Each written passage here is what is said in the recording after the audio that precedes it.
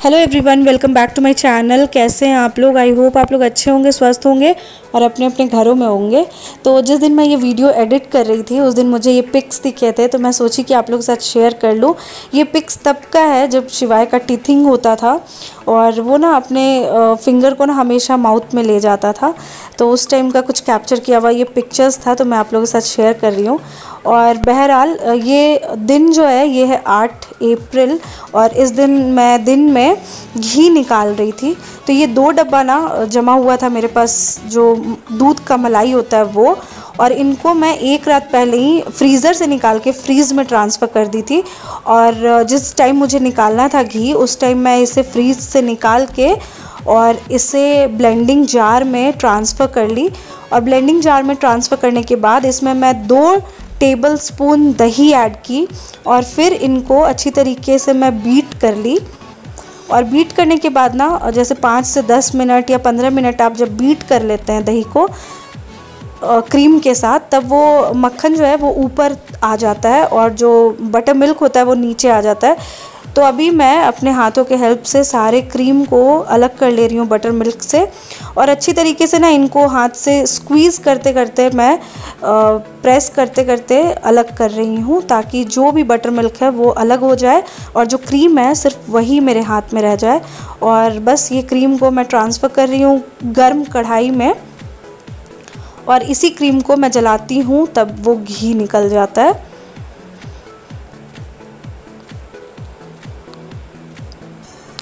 तो थोड़ा मेसी होता है ये सारा जो प्रोसेस होता है, क्योंकि हाथ से ही मैं करना प्रेफर करती हूँ।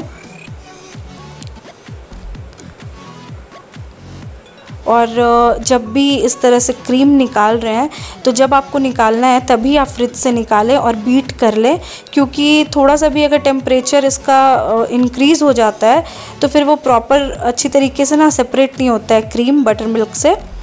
तो इसलिए चिल्ड में ही इसे जो बीट है वो कर लें। तो बस अभी मैंने कढ़ाई में सारे क्रीम को ट्रांसफ़र कर लिया है, बस उसे अच्छी तरीके से मैं स्टर करते रहूँगी।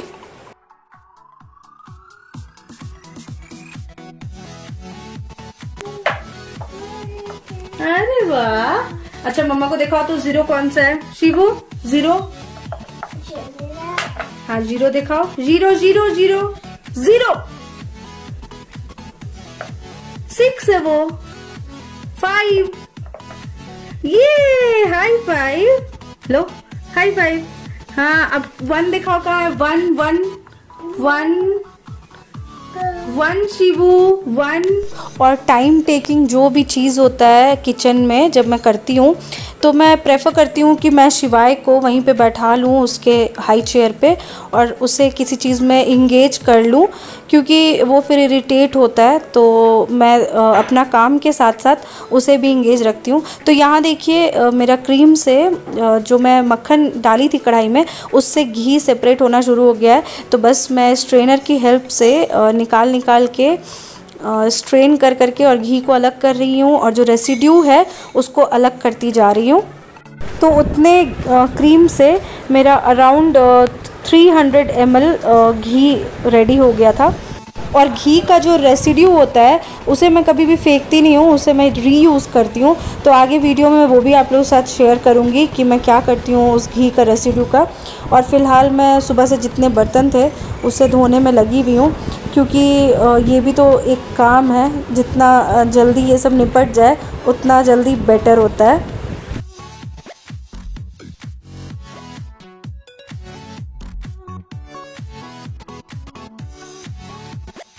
तो बर्तन धोने के बाद मैं एक काम करना कभी नहीं भूलती हूँ।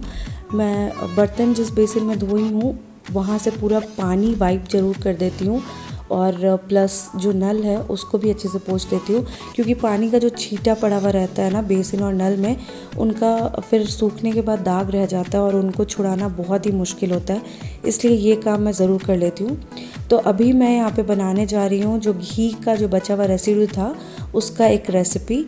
तो सबसे पहले मैंने उसी कढ़ाई में बहुत ही फाइनली चॉप किया हुआ अनियन लिया है, उसमें डाली हूँ किसा हुआ अदरक और नमक और थोड़ा सा अचार का मसाला, और अब इसी मिक्सचर में मैं थोड़ा थोड़ा आटा इसमें मिक्स करती चली जाऊंगी। और इन सबको अच्छी तरीके से मिला लूँगी। तो देखिए मैं किस तरीके से अपने हाथ से इस मिक्सचर को मसलते हुए अच्छी तरीके से मिक्स कर रही हूँ। थोड़ा और आटे की अभी ज़रूरत पड़ी थी, तो इस स्टेज पे मैंने थोड़ा सा और आटा इसमें मिलाया और उनको भी अच्छी तरीके से मिक्स कर रही हूँ। तो प्रेस कर करके इस चीज़ को मिक्स करना बहुत ज़रूरी है, क्योंकि जो घी का रेसिड्यू होता है ना, वो थोड़े बड़े बड़े टुकड़ों में भी होता है। और अब इसका आटा मैं गूंद ले रही हूँ बहुत ही अच्छे तरीके से। तो यहाँ पे मैंने बटर मिल्क लिया है और सेम मलाई में से जो बटर मिल्क बचा था, उसी बटर मिल्क को मैं यहाँ पे ऐड कर रही हूँ इस डो को प्रिपेयर करने में। तो इनको मिक्स करते हुए अच्छी तरीके से एक कड़ा आटा गूंथ लेना है इस मिक्सचर का। तो मेरा यहाँ पे आटा गूंथ के अभी रेडी हो चुका है। बस इसको रेस्ट करने के लिए मैं 5 मिनट छोड़ दूँगी और उसके बाद इसकी रोटियाँ प्रिपेयर करना शुरू करूँगी। और ट्रस्ट मी गाइस, इसकी रोटी बहुत ही टेस्टी लगती है। मैं यहाँ पे सूखा ही ये रोटी सेक रही हूँ। अगर आप चाहे तो रिफाइंड ऑयल या घी का यूज़ कर सकते हैं इन रोटियों को प्रिपेयर करने में। थोड़ा सा मैनेज करने में दिक्कत होता है, और अगर आपको हो रहा है तो आप और आटा लेके इसे और अच्छी तरीके से गूंथ सकते हैं। मैं और आटा लेती तो क्वांटिटी जो गूंदा हुआ आटा का होता वो कुछ ज़्यादा ही हो जाता हम लोग के हिसाब से। तो मैं यहाँ पे थोड़ा कम ही आटा ली हूँ। तो यहाँ पे मैं दूसरा रोटी भी बेल ली हूँ और बिल्कुल लो फ्लेम पे मैं उलट पलट के एक बार सेक ले रही हूँ दोनों तरफ से इस रोटी को, और फिर हाई फ्लेम पे करके। और जैसे ही चितिया आ जाएंगी रोटियां में, तो मेरी रोटी बनके तैयार हो जाएगी। तो बस उस स्टेज तक मैं इन्हें सेकूंगी।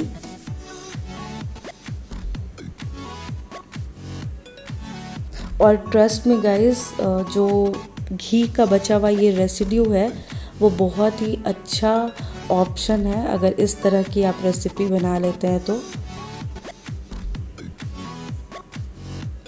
मैं बिलीव करती हूँ कोई भी चीज़ नहीं वेस्ट करने में, इसलिए मैं इस तरह का रेसिपी ज़रूर ट्राई कर लेती हूँ और ये बहुत ही अच्छा टर्न आउट भी होता है।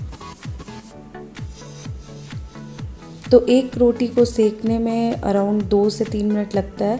बिल्कुल लो फ्लेम पे मैं दोनों तरफ से रोटियां को फ्लिप कर करके और सेक लेती हूँ। तो अभी मेरी 2 रोटियां और बेल के तैयार है। तो मेरे पास जगह नहीं था और रोटियां बेलने के लिए, इसलिए मैं जो डो था उनका छोटा छोटा बॉल्स मैं बना ले रही हूँ अभी इस स्टेज पे।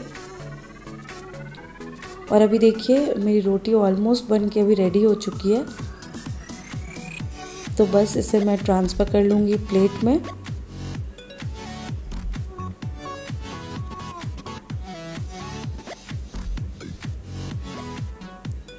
और ये रोटी को मैं बहुत ही पतला पतला बेली हूँ। आप चाहें तो इसे थोड़ा थिक भी बेल सकते हैं।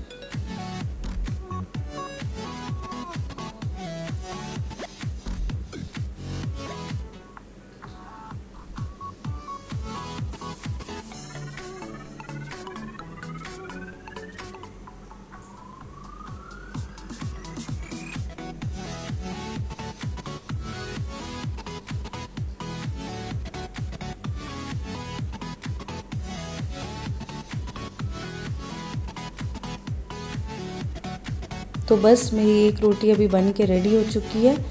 आपको थोड़ा नज़दीक से दिखा रही हूँ कि इसका किस तरह का रंग और रूप आता है। टेस्ट तो नहीं करा सकती गाइस, बट डेफिनेटली आप एक बार इसे ट्राई ज़रूर कीजिएगा। इसका जो टेस्ट है वो बहुत ही अच्छा टर्न आउट होता है। तो बस बाकी जो मेरी रोटियां हैं इसी तरह से मैं सारी बना लूँगी अभी। और ये रोटी थोड़ा सा ठंडा होने के बाद मैं सर्व की शिवाय को अच्छा देख लेना।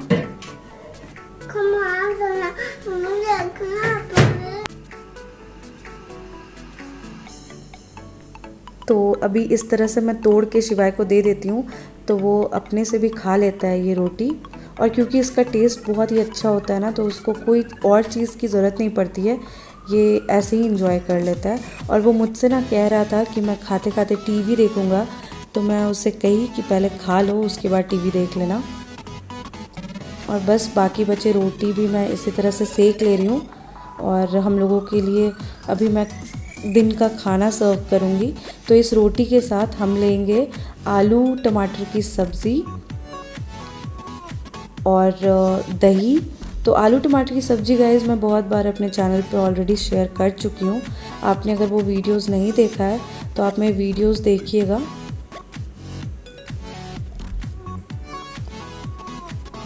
और दही के साथ बहुत ही अच्छा ये टेस्ट कर रहा था।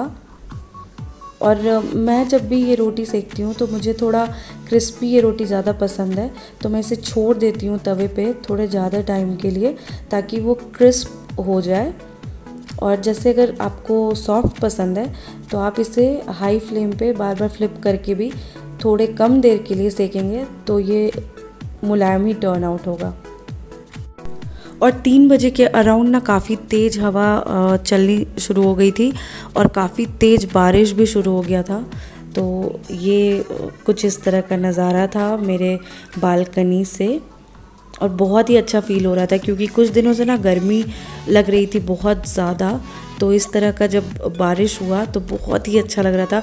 और मैं और शिवाय तो बालकनी में काफ़ी देर खड़े थे और बहुत ही ज़्यादा इन्जॉय किए इस मोमेंट को।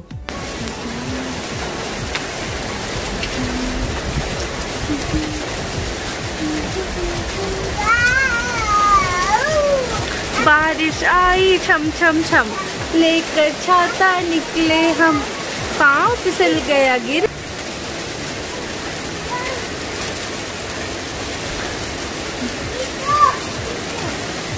नो, बारिश आई छम छम छम, लेकर छाता निकले हम, पाँव फिसल गया गिर गए हम।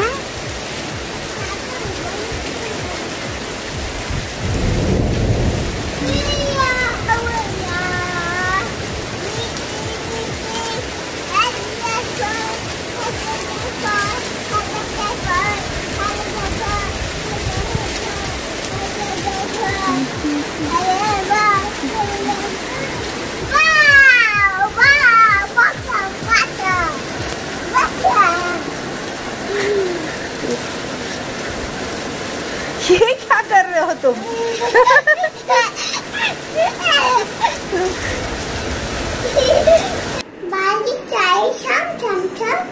लेकर छाता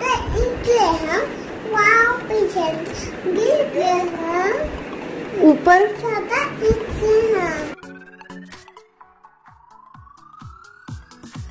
और काफ़ी देर इंजॉय करने के बाद अभी मैं शिवाय को लेके बैठी भी हूँ उसे थोड़ा सा पढ़ाने के लिए। तो बस यहीं तक का था मेरा आज का ये वीडियो। आई होप आप लोगों को अच्छा लगा होगा। तो मेरे इस वीडियो को लाइक कर लीजिएगा और मेरे चैनल पे अगर आप नए हैं तो सब्सक्राइब किए बिना नहीं जाइएगा। मुझसे जुड़ सकते हैं मेरे इंस्टाग्राम पेज और फेसबुक पेज के थ्रू भी। अभी के लिए फ़िलहाल बाय, टेक केयर, जय हिंद, जय भारत।